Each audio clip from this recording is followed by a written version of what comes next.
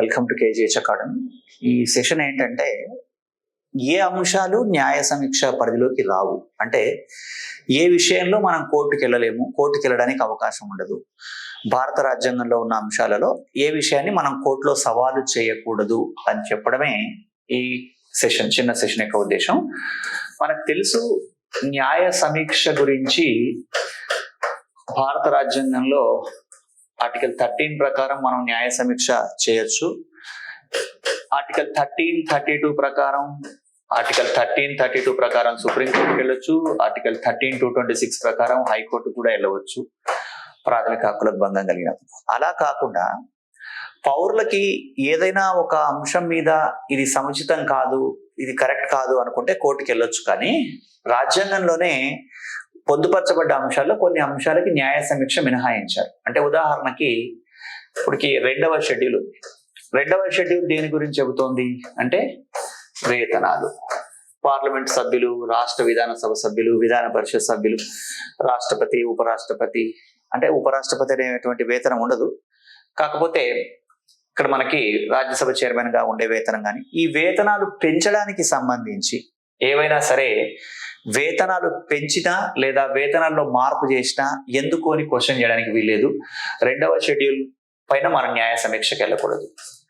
అలాగే నాలుగవ షెడ్యూల్లో రాజ్యసభలో సీట్ల కేటాయింపు ఉంటుంది. ఇలా ఎందుకు కేటాయించారు అని ప్రశ్నిస్తూ న్యాయస్థానానికి వెళ్ళడానికి అవకాశం లేదు. అంటే సెకండ్ షెడ్యూల్ మీద మనం జ్యుడిషియల్ రివ్యూ లేదు, ఫోర్త్ షెడ్యూల్ మీద కూడా జ్యుడిషియల్ రివ్యూ లేదు. ఇక మనందరికీ పాపులర్ గా తెలుసు 9వ షెడ్యూల్ భూ సంస్కరణలకు సంబంధించింది. ఈ 9వ షెడ్యూల్ భూ సంస్కరణలు అనే అంశము 1951లో భారత రాజ్యాంగం అమల్లోకి వచ్చినప్పుడేమో లేదు. 1951లో 1వ రాజ్యాంగ సవరణ ద్వారా ఈ అంశాన్ని పొందుపరిచారు భూ సంస్కరణలకు సంబంధించి.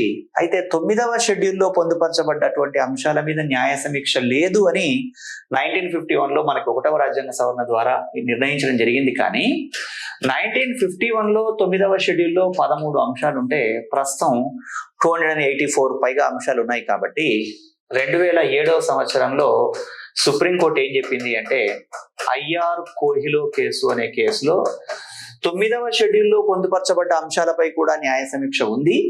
కాకపోతే 1973లో కేశవానంద భారతి కేసులో తీర్పు ఇచ్చిన తర్వాత 9వ షెడ్యూల్లో పొందుపరచబడ్డ అంశాలపై న్యాయ సమీక్ష చేయవచ్చు. కానీ అంతకు పూర్వం అంటే బిఫోర్ 1973 ఏవైతే 9వ షెడ్యూల్లో పొందుపరచబడ్డ అంశాలు ఉన్నాయో వాటి మీద లేదు. 1973లో కేశవానంద భారతి కేసు తీర్పు వచ్చిన తర్వాత 9వ షెడ్యూల్లో పొందుపరచబడ్డ అంశాల మీద మనం కోర్టుకు వెళ్ళవచ్చు. అంటే 9వ షెడ్యూల్ కూడా న్యాయ సమీక్ష పరిధిలోకి వస్తుంది, కాకపోతే పాక్షికంగా గమనించాలి. అలాగే ఈ అంశాలే కాకుండా మనం ఆర్టికల్ 53 అంటే ఏంటి, కార్యనిర్వహణాధికారాలు రాష్ట్రపతికి ఉంటాయని చెప్తున్నటువంటి నిబంధన.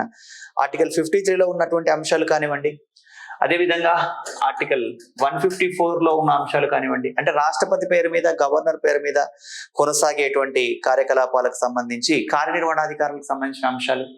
అలాగే ఆర్టికల్ 77, అలాగే మనకి ఆర్టికల్ 154, 53, 154 మీద కోర్టుకు వెళ్ళడానికి వీల్లేదండి.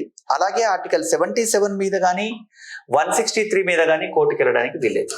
ఇక్కడ గమనించాలి, 53, 154 ఏమో కార్యనిర్వహణ అధికారాలు ఎవరికి సంబంధించి అంటే 53 ఏమో రాష్ట్రపతి, 154 ఏమో గవర్నర్ కి సంబంధించి. ఇక దీనికి ఒక రకమైన కొనసాగింపు.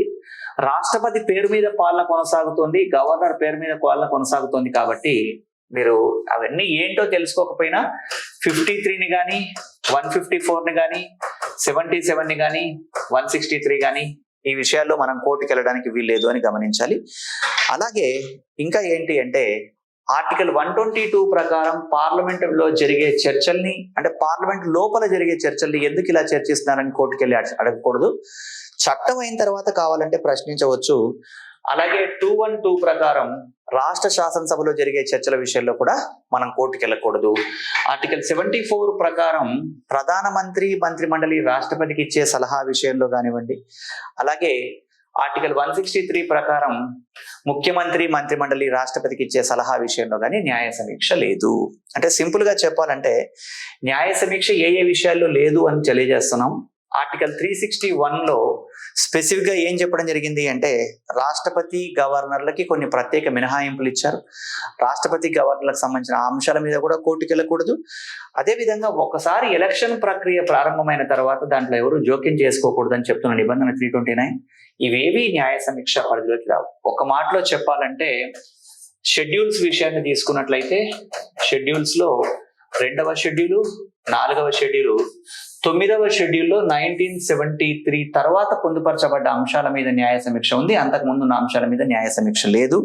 అలాగే ఆర్టికల్స్ పరంగా తీసుకున్నట్లయితే ఆర్టికల్ 74 కావచ్చు, ఆర్టికల్ 163 కావచ్చు, ఆర్టికల్ 53, అలాగే ఆర్టికల్ 154, 105 పార్లమెంట్ సభ్యుల అధికారాలు, ప్రత్యేక అధికారాలు, అలాగే ఆర్టికల్ 109. ఇక్కడ ఎందుకు ఈ డిఫరెన్స్ సార్ అంటే ఇది కేంద్రము, ఇది రాష్ట్రము.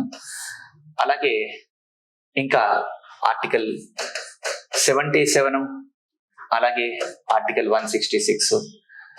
ఇవే కాకుండా పార్లమెంట్ లో జరిగేటువంటి చర్చల విషయంలో కనుక ఇవి కంపారిజన్ లో 122 తర్వాత 212 ఈ నిబంధనలు ఏవి కూడా న్యాయ సమీక్ష పరిధిలోకి రావు. కాబట్టి ఈ కింది నిబంధనల్లో ఏవి న్యాయ సమీక్ష పరిధిలోకి రావు అని ఇచ్చి ABCD ఇస్తాడండి. ఇవి జనరల్ గా ఇచ్చేది. ఇవి బాగా గుర్తుపెట్టుకోండి. వీటితో పాటు మీరు యాడ్ చేసుకొని గుర్తుపెట్టుకోవాల్సిన అంశాలు ఆర్టికల్ 361 ఒకటి, ఆర్టికల్ 329 ఒకటి. ఇవి ఏవి న్యాయ సమీక్ష పరిధిలోకి రావు. ఇవి గుర్తుపెట్టుకోండి. Thank you. All the best.